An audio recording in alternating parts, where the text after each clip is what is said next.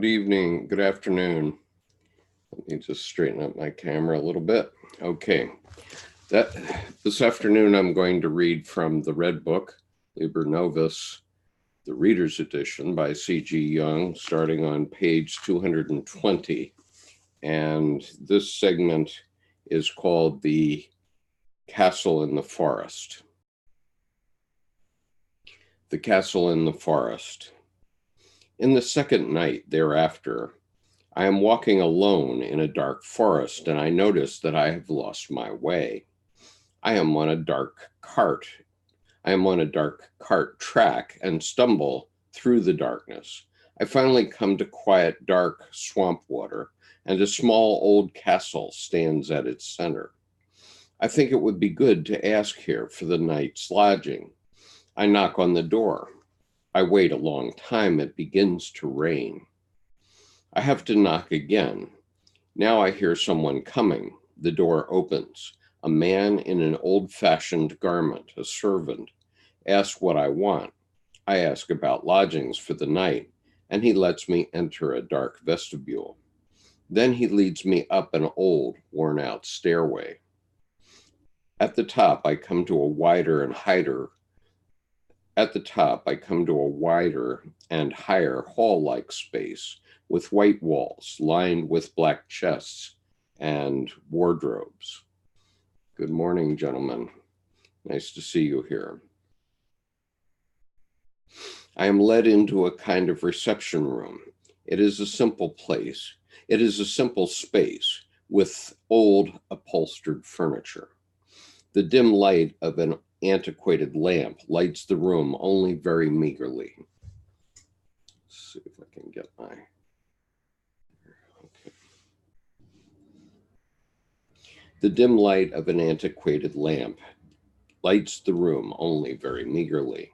The servant knocks on a side door and then quietly opens it. I scan it swiftly. It's a scholar's study with bookshelves on all four walls and a large writing desk at which an old man sits wearing a long black robe. He beckons me to draw closer. The air in the room is heavy, and the old man seems careworn. He is not without dignity. He seems to be one of those who have as much dignity as one can be granted. He has that modest, fearful look of scholarly men who have long since been squashed to nothing by the abundance of knowledge. I think that he is a real scholar who has learned great modesty before the immensity of knowledge, and has given himself tirelessly to the material of science and research, anxiously and equably appraising, as if he personally had to represent the working out of scientific truth. He greets me embarrassed, as if absent and defensive. I do not wonder about this, since I look like an ordinary person. Only with difficulty can he turn his gaze away from his work. I repeat my request for lodging for the night. After a long pause, the old man remarks, "So you want to sleep? Then please yourself." I notice that he is absent-minded, and therefore ask him to instruct the servant to show me a chamber. To this he says, "You are demanding. Wait, I cannot just drop everything." He sinks again into his book. I wait patiently. After a while, he looks up astonished. "What do you want here?" "Oh, forgive me. I totally forgot that you are waiting here. I'll call the servant straight away." The servant comes and leads me to a small chamber on the same floor with bare white walls and a large bed. He wishes me good night and withdraws. As I am tired, I undress immediately and go to bed. After I have snuffed out the candle, the sheet is uncommonly rough and the pillow hard. My errant way has led me to a strange place, a small old castle whose scholarly owner is apparently spending the evening who is apparently spending the evening of his life alone with his books. No one else seems to be living in the house apart from the servant who lives over there in the tower. An ideal, though solitary, existence, I think, this life of the old man with his books. And here my thoughts linger for a long time, until I finally notice that another thought doesn't let go of me, namely, that the old man has hidden his beautiful daughter here, a vulgar idea for a novel, an insipid, worn-out theme, but the romantic can be felt in every limb, a real novelist idea, a castle in a forest, solitary night, an old man petrified in his books, protecting a costly treasure and enviously hiding it from all of the world. What ridiculous thoughts come to me? Is it hell or purgatory that I must also contrive such childish dreams on my wanderings? But I feel impotent to elevate my thoughts to something a bit stronger or more beautiful. I suppose I must allow these thoughts to come. What good would it do to push them away? They will come again. Better to swallow this stale drink than to keep it in the mouth. So what does this boring heroine look like? Surely blonde, pale, blue eyes, hoping longingly that every lost wanderer is her savior from the paternal prison. Oh, I know this is hackneyed nonsense. I'd rather sleep. Why the devil must I plague myself with such empty fantasies? Sleep does not come. I toss and turn. Sleep still does not come. I toss and turn. Sleep still does not come. Must I finally harbor this unsaved soul in myself? And is it this that will not let me sleep? Have I such a novelistic soul? That's all I needed. This would be agonizingly ridiculous. Does this bitterest of all drinks never end? It must already be midnight, and still sleep does not come. What in the wide world, then, won't let me sleep? Is it something to do with this chamber? Is the bed bewitched? It's terrible what sleeplessness can drive a man to, even the most absurd and superstitious theories. It seems to be cool. I'm freezing. Perhaps that's what keeps me from sleeping. It's really uncanny here. Heaven knows what goes on here. Weren't those steps just now? No, that must have been outside. I roll over, firmly closing my eyes. I simply must sleep. Wasn't that the door just now? My God, someone is standing there. Am I seeing straight? A slim girl, pale as death, standing at the door. For heaven's sake, what is this? She's coming nearer. Have you come at last? She asked quietly. Impossible.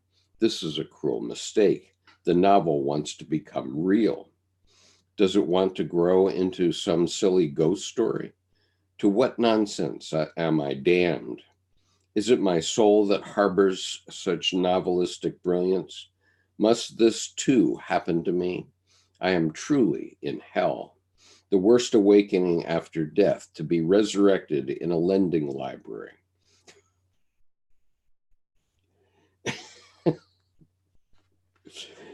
Have I held the men of my time and their taste in such contempt that I must live in hell and write out the novels that I have already spat on long ago? Does the lower half of average human taste also claim holiness and invulnerability, so that we might not say any bad word about it without having to atone for the sin in hell? She says, "Oh, so you think me common? Do you too let yourself be deluded by the wretched delusion that I belong in a novel? You as well, whom I hoped had thrown off appearances and striven after the essence of things. I, forgive me, but are you real? It's the sorriest likeness to those foolishly threadbare scenes in not it's the sorriest it's the sorriest likeness to those foolishly threadbare scenes in novels for me to assume that you are not simply some unfortunate product of my sleepless brain. Is my doubt then truly confirmed by a situation that conforms so thoroughly with a sentimental romance?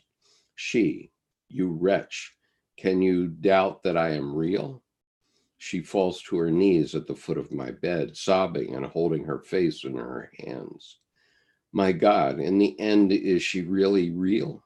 And do I do her an injustice? My pity awakens. I, but for heaven's sake, tell me one thing. In all earnestness, must I assume that you are real?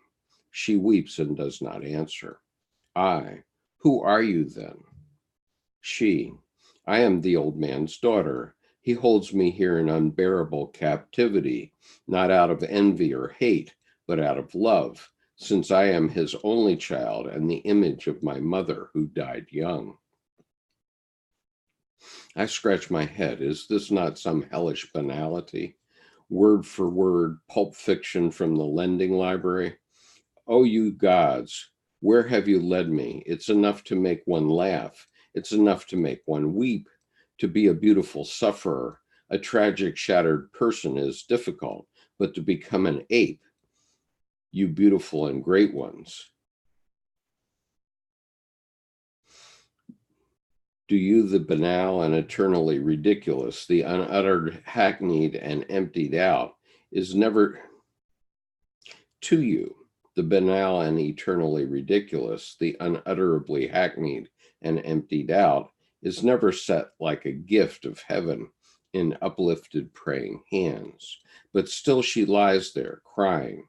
Why, what is she? But still she lies there. Yet what if she were real? Then she would be worth feeling sorry for. Every man would have compassion for. Every man would have compassion for her. If she is a decent girl, what must it have cost her to enter the room of a strange man and to overcome her shame in this way? I, my dear child, I believe you despite everything that you are real. What can I do for you? She, finally, finally a word from a human mouth. She gets up, her face beaming. She is beautiful. A deep purity rests in her look. She has a beautiful and unworldly soul, one that wants to come into life of reality, to all reality worth of pity, to the bath of filth and the wealth of health. Oh, this beauty of the soul, to see it climb down into the underworld of reality. What a spectacle. She, what can you do for me? You have already done much for me. You spoke the redeeming word when you no longer placed the banal between you and me. Know then, I was bewitched by the banal. I, woe is me, you now become very fairy tale like. She, be reasonable, dear friend, and do not stumble now over the fabulous, since the fairy tale is the great mother of the novel and has even more universal validity than the most avidly read novel of your time. And you know that what has been on everyone's lips for millennia, though repeated endlessly, still comes nearest the ultimate human truth.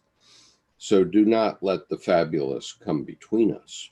I, you are clever and do not seem to have inherited the wisdom of your father. But tell me, what do you think of the divinity of the so-called ultimate truths? I found it very strange to seek them in banality. According to their nature, they must be quite uncommon. Think only of our great philosophers. She, the more uncommon these highest truths are, the more inhuman must they be, and the less they speak to you as something valuable and meaningful concerning human essence and being. Only what is human and what you call banal and hackneyed contains the wisdom that you seek. The fabulous does not speak against me, but for the fabulous does not speak against me, but for me, and proves how universally human I am, and how much I too not only need redemption, but also deserve it. For I have for I can live in the world of reality as well, or better than many others of my sex. I, strange maiden, you are bewildering. When I saw your father, I hoped he would invite me to a scholarly conversation.